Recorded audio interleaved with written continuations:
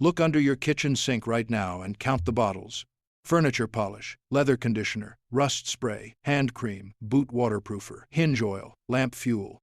You are paying for a dozen different products in a dozen plastic bottles, and the old mountain folk replace almost every single one of them with one humble jar that costs them next to nothing. That jar holds animal fat, plain, simple, rendered animal fat. Tallow from beef, lard from pork, even bacon drippings saved from breakfast. The old-timers up in the high country rub it on their boots, their tools, their skillets, their hands, their wood, their hinges. They cook with it, they light their homes with it, they wash with it. And before you wrinkle your nose, hear this. Most of those expensive products under your sink are doing a worse job than the fat your grandmother kept in a coffee can on the back of her stove. You threw that knowledge away. They never did. In the next 30 minutes, I'm going to walk you through the real ways the old mountain families use animal fat today, step by step, so you can do every one of them in your own home this week. Some of these will save you real money. Some will make things you own last twice as long. And one of them, the one I am saving for the end, is the trick that ties it all together, because it shows you how they get an endless supply of this stuff, for pennies, sometimes for free, from something most people pay to throw away. Stay with me, because that last one changes everything. First, let me tell you why this got lost. For thousands of years, fat was treasure. Every farm, every cabin, every mountain homestead saved it like gold. When a family butchered a hog in the fall, the meat fed them, but the fat protected everything else they owned through the winter. Then, somewhere in the last 70 years, we were taught that fat was dirty, old-fashioned, something to scrape into the trash. Companies sold us a separate chemical for every job the fat used to do, and we bought them all. But up in the high country, far from any store, the old families never got that memo. When the nearest shop is an hour down a snowy road, you do not buy 12 products. You keep one jar that does 12 jobs. They live this way right now, today, and they live well. If you believe the old ways still have something to teach us, take 1 second and subscribe to this channel. It costs you nothing, and it helps me keep this fading knowledge alive before the last generation that holds it is gone. Now let us open that jar. The first thing the old mountain folk rub fat on is their cast iron. Maybe you have a cast iron skillet sitting in a cupboard right now, rusty or sticky, and you have been told you need special seasoning oils to fix it. The old-timers laugh at that. Cast iron and animal fat grew up together. That pan was designed, generations ago, to be kept alive with lard and tallow. Here is how they do it. They wash the pan, dry it completely over low heat, then take a small piece of cloth with a dab of fat, no bigger than a pea, and wipe the whole pan, inside and out, handle too. Then they wipe it again with a clean cloth until it looks almost dry. Thin is the secret. Thick fat goes gummy. Thin fat bakes into a hard, slick black glass. Then the pan goes upside down into a hot oven for an hour, around 450 degrees, and the fat bonds to the iron. Do that 2 or 3 times, and a rusty flea market skillet becomes better than any nonstick pan you can buy, with no strange coating flaking into your food. And here is the everyday version. After cooking, while the pan is still warm, they wipe it out, rub in the thinnest film of fat, and put it away. That is it. That is the whole maintenance plan. Pans cared for this way get handed down for 100 years. Your grandchildren could be frying eggs in yours. But the skillet is just the beginning, because the next thing they grease is what stands between them and the weather. The second thing they rub fat on is leather. Boots, belts, work gloves, harnesses, tool sheaths. Up in the mountains, your boots are not a fashion item, they are survival equipment. Wet feet in cold country is how people get hurt, so the old folks learned to make leather shed water, like a duck. Here is the method. They clean the boots first, brush off the dried mud, and let them dry slowly, never next to a roaring fire, because fast heat cracks leather. Then they warm the boots a little, just so the leather is slightly warm to the touch, and they rub in tallow with their bare hands or a soft cloth, working it into the seams, the stitching, the crease where the boot bends. The warmth matters. Warm leather drinks the fat in deep instead of letting it sit on the surface. They give it a few hours, wipe off the extra, and buff it with a dry cloth. Boots treated this way turn water aside, stay flexible in freezing cold, and last for decades instead of seasons.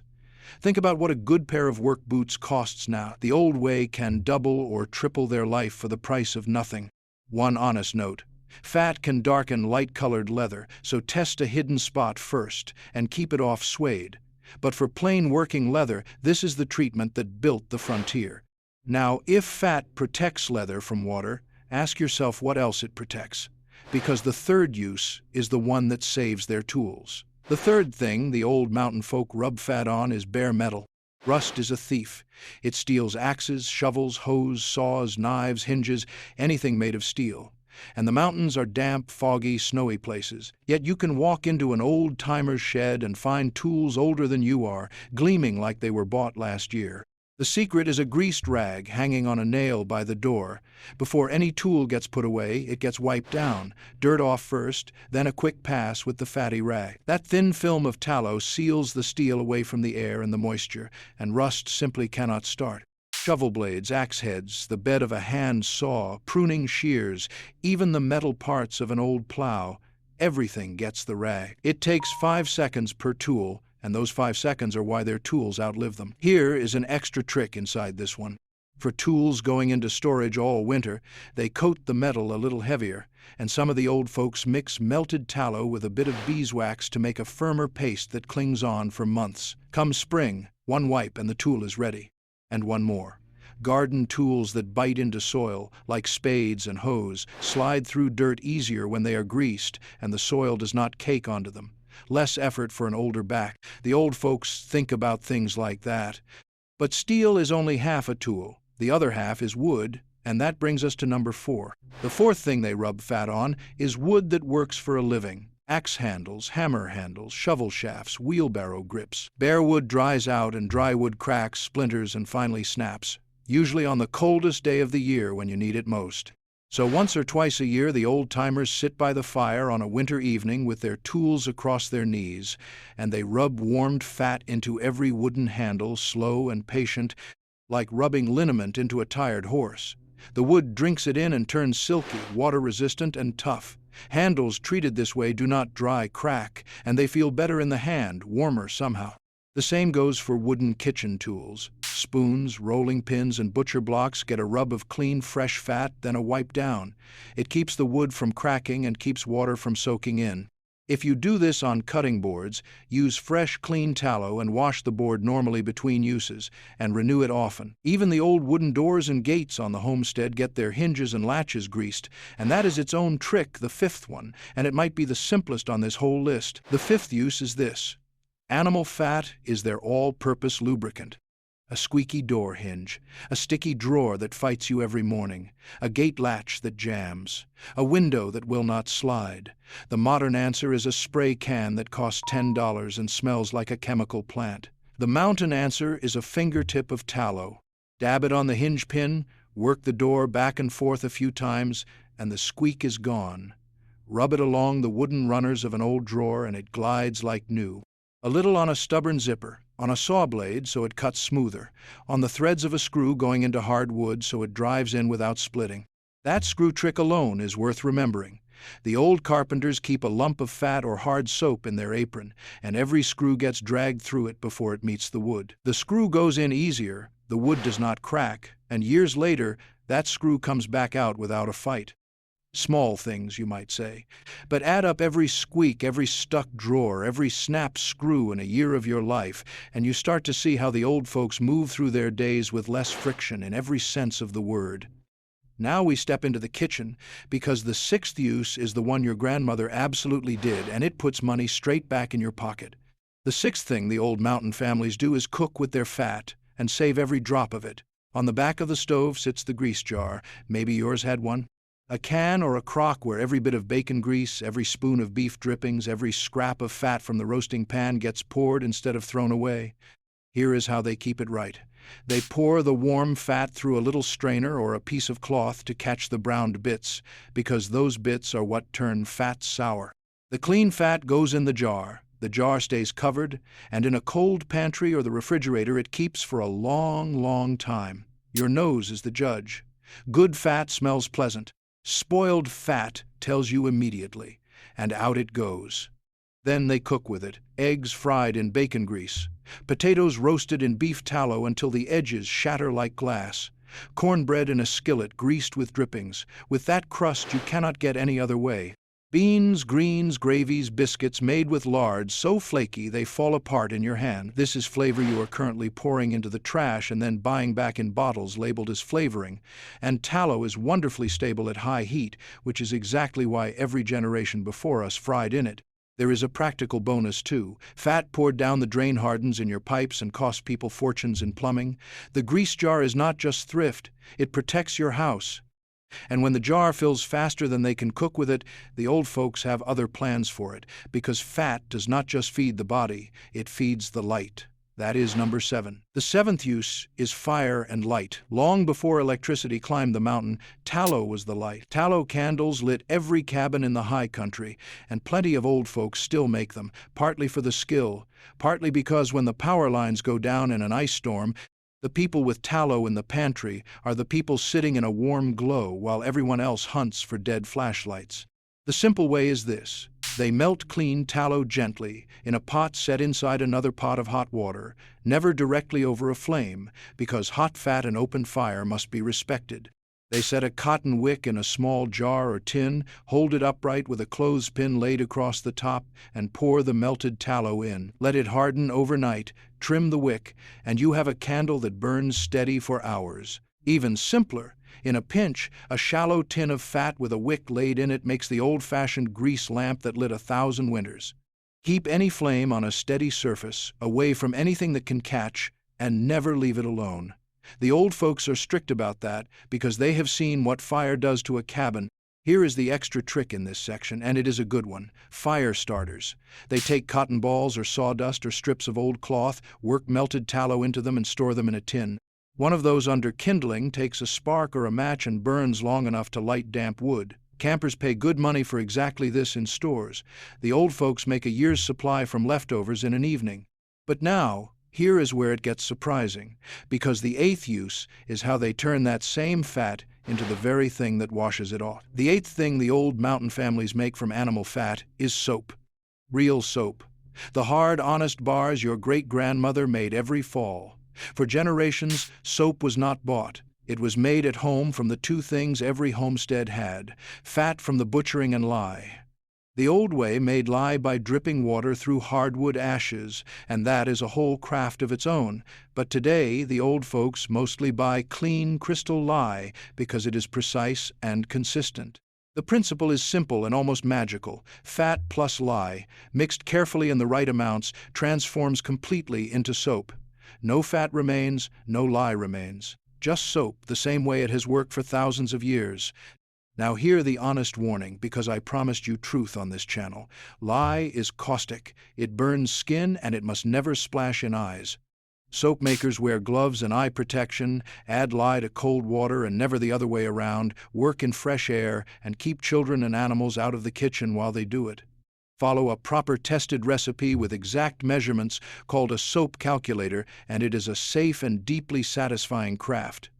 Guess at it, and it is not. The old folks treat lye with the same respect they treat fire. Why bother? Because homemade tallow soap is cheap, lasts forever, cleans beautifully, and is famously gentle once properly cured for a few weeks. The old-timers use it on their hands, their floors, their laundry. 1 kettle of soap in the fall and the family is washed for a year. There is a quiet pride in scrubbing your hands with a bar you made from scraps, and once you feel that pride, store-bought never feels quite the same. And speaking of hands, that brings us to number 9, the use that surprises modern folks the most. The 9th thing the old mountain folk rub fat on is themselves. Look at the hands of an old mountain woman who has worked outdoors her whole life, and you will often find them in better shape than hands half their age. Their secret sits in a little tin. Clean, pure tallow, rubbed into cracked knuckles, rough heels, wind-burned cheeks, and dry elbows. This is not as strange as it sounds. Tallow has been used on skin for as long as people have kept cattle, and many folks today are coming back to it, paying high prices for fancy tallow balms in boutique shops. The old folks just render it clean at home and use it plain, or melt it gently and stir in a spoon of olive oil to soften it. The method is simple.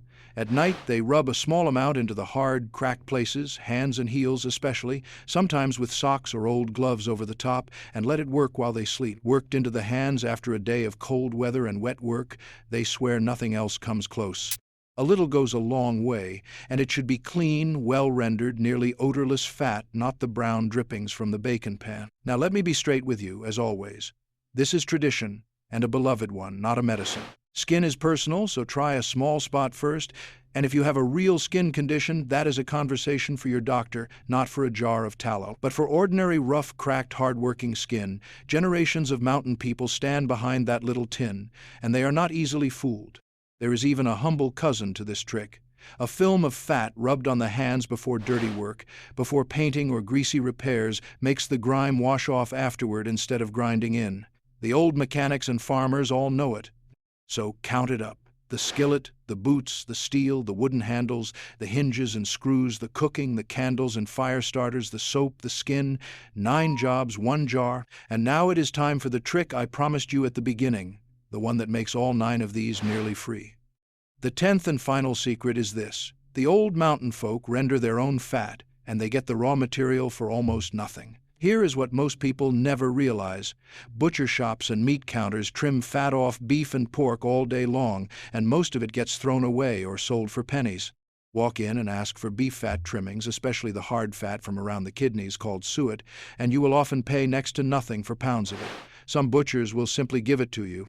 The same goes for pork fat, for lard, and every roast and pack of bacon you already buy comes with fat you have been discarding for years. Rendering is how they turn those scraps into the clean, white, shelf-stable gold we have been talking about for half an hour. And it is genuinely easy. They cut the fat small, the smaller the better. Some of the old folks half-freeze it first so it cuts and grinds easily. Into a heavy pot it goes with a splash of water to keep it from catching at the start. Then the lowest heat the stove can give, and patience. Low and slow is the whole religion of rendering. The fat melts out gently over a few hours while the solid bits sink and slowly turn golden. They never rush it, never walk away from it for long, and never let it smoke or spit, because a pot of hot fat demands the same respect as a fireplace. Keep the heat low, keep children away, and keep a lid nearby. And remember that water is never thrown on a grease fire, you smother it with the lid. When the bits at the bottom are golden brown and quiet, the liquid fat gets poured carefully through a cloth into clean jars. What is in those jars hardens into smooth, creamy white tallow or lard that keeps for months in a cool pantry and far longer in the refrigerator or freezer. Rendered clean like this, with the water cooked out and the solids strained away, it resists going rancid remarkably well. That stability is exactly why it was the treasure of every homestead. And the bits left in the strainer, the cracklings, the old folks salt them while they are hot and eat them like the crispiest thing you have ever tasted, or scatter them over cornbread batter. Even the byproduct of the byproduct gets used. Nothing wasted, nothing. Do the arithmetic with me. A few pounds of nearly free trimmings one slow afternoon with the pot murmuring on the stove, and you have jars of the same substance that, bought as fancy cooking tallow, leather balm, skin balm, and candle wax, would cost you well over $100 in stores. From trash, that is the mountain mind at work. And notice something deeper here. This one skill unlocks every other trick in this video. The skillet, the boots, the tools, the candles, the soap, the balm, all of it flows out of one quiet pot on low heat. That is how the old knowledge works. It is not 100 separate tricks. It is a handful of deep skills that branch into everything. So this week, here is your path. Start saving your drippings in a jar instead of pouring them out. Ask your butcher about fat trimmings next time you shop. Render one small batch, just a pound, to learn the feel of it. Then grease one skillet, one pair of boots, one squeaky hinge, and rub a little into your hands before bed. You will feel something when you do it, not just the satisfaction of saving money, though you will save it. You will feel a thread reconnecting between your hands and your grandmother's hands, between your home and every home that came before it. Because here is the truth under all of this. The old mountain folk are not poor people making do. They are rich in the ways that do not show up in a bank account. They waste nothing, they owe little, they fix what they own, and they sleep at night knowing that whatever happens down in the valleys, their boots are greased, their pantry is lit, their tools are sharp and bright, and their hands know what to do. They have almost nothing, and somehow they know more than we do with everything. That knowledge is leaving us, one quiet funeral at a time, unless people like you and me catch it and carry it. So tell me in the comments, did your mother keep a grease jar on the stove? Did your grandfather wipe his tools with a fatty rag? What did your family rub fat on? And what part of the world are you watching from? I read those comments, and honestly, they are the best part of this work, because every one of them is a piece of the old knowledge saved. If this stirred something in you, subscribe and pass this video to someone who remembers, or someone young enough to need it. And one last honest word, as always. Respect the hot fat, respect the lie, respect the flame, and for anything touching your health, your doctor gets the final say. The old folks would tell you the same. Take care of your things, and your things will take care of you. I will see you in the next one, friend. The mountain still has plenty to teach us.